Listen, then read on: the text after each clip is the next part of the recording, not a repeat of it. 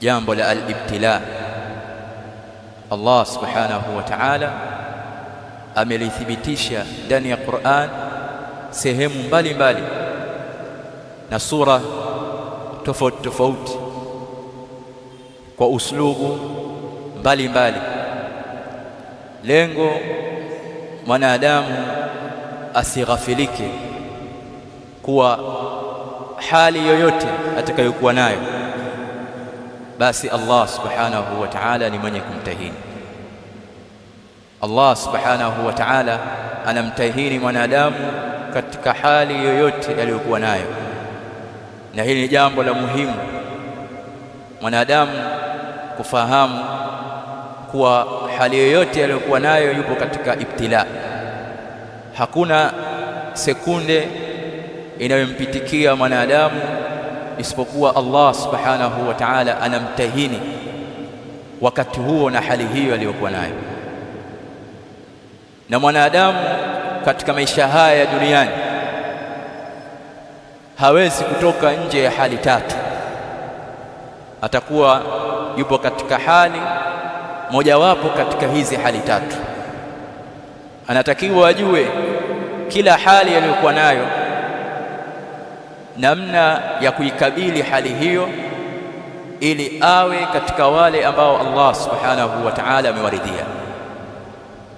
Katika haya maisha ya duniani mwanadamu imma atakuwa katika hali ya neema au imma atakuwa katika hali ya madhara, masaib, katika hali ya misiba, majanga, maafa, dhiki ya maisha, au imma atakuwa katika hali ya kumwasi Allah subhanahu wa ta'ala.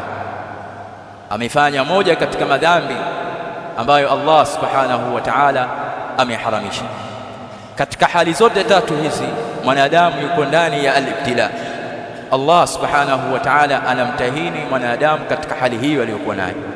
Akiwa katika hali ya neema yupo ndani ya ibtila, akiwa katika hali ya madhara yuko ndani ya ibtila, akiwa katika hali ya kuteleza na kumkosea Allah subhanahu wa ta'ala yuko ndani ya al-ibtila. Allah subhanahu wa ta'ala anamtahini katika hali zote hizi tatu, hali ambazo ndo maisha yake. Hakuna mwanadamu anayetoka katika maisha haya, sote tunazunguka ndani ya hali hizi tatu. Vipi utaweza kuzikabili hali hizi ili uwe katika wale ambao Allah subhanahu wa ta'ala amewaridhia?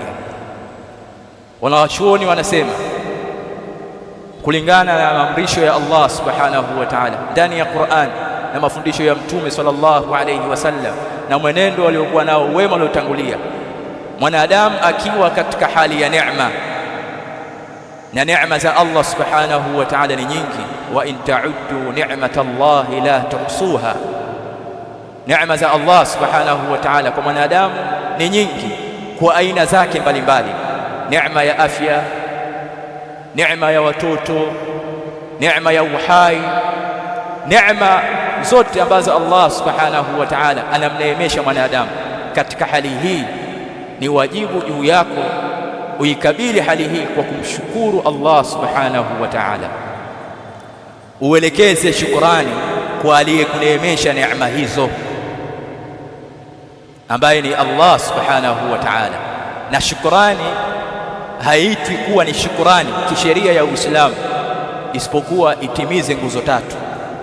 Umshukuru Allah subhanahu wa ta'ala kwa moyo wako, na kushukuru kwa moyo ni moyo wako ukiri kwamba neema hizi aliyeneemesha neema hizi ni Allah subhanahu wa ta'ala, na kutoziegemeza neema yoyote katika neema hizo isipokuwa Allah subhanahu wa ta'ala aliyekuneemesha neema hizo. Ulimi wako umhimidi, uelekeze sifa nzuri, ukamilifu kwa Allah subhanahu wa ta'ala aliyekuneemesha neema hizo. Na jambo la tatu, viungo vyako vitumike kumshukuru aliyekuneemesha ambaye ni Allah subhanahu wa ta'ala. Allah sivione viungo vyako isipokuwa katika kumtii yeye. Usitumie neema miongoni mwa neema zake kumwasi Allah subhanahu wa ta'ala. Ukifanya hivyo utakuwa umeikabili hali hii, hali ya neema, hali ya furaha, kwa kumshukuru Allah subhanahu wa ta'ala, na hiyo ndio njia sawa sawa.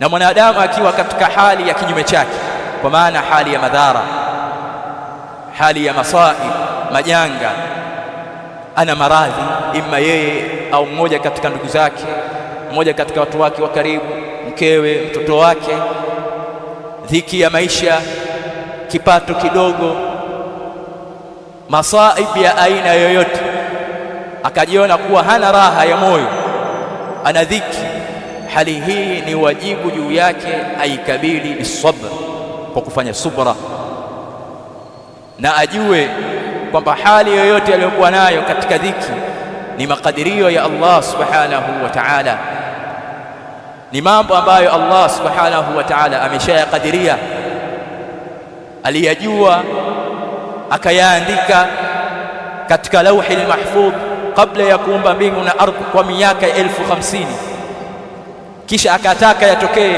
akayaumba.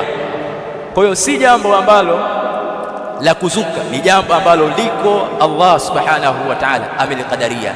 Ndio maana baadhi ya wanawachuoni wakasema haifai mwanadamu kufadhaika na lolote linalokupata katika maisha haya duniani, kwa sababu ni jambo ambalo tayari Allah subhanahu wa ta'ala amenishakadiria.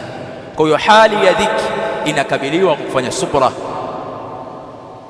na kujua kwamba haya ni makadirio ya Allah subhanahu wa ta'ala. Na hali ya tatu ni hali ambayo mwanadamu anakuwa amemkosea Allah subhanahu wa ta'ala.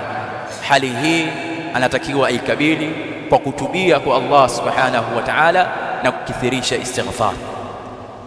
Hali hizi tatu mwanadamu akiweza kusikabili kwa namna ambayo Allah subhanahu wa ta'ala ameeleza na mtume wake, hali ya neema kwa kumshukuru Allah subhanahu wa ta'ala, hali ya madhara kwa kufanya subra, na hali ya kuingia katika madhambi kwa kutubia kwake yeye na kufanya istighfar, hiyo ni alama ya ufaulu kwake yeye. Tunaomba Allah subhanahu wa ta'ala atujalie tuwe miongoni mwa wale ambao tunapokuwa katika hali ya neema ni wenye kumshukuru yeye, na tunapokuwa katika hali ya madhara ni wenye kufanya subra, na tunapokuwa katika hali ya madhambi ni wenye kufanya istighfar na kurejea kwake yeye.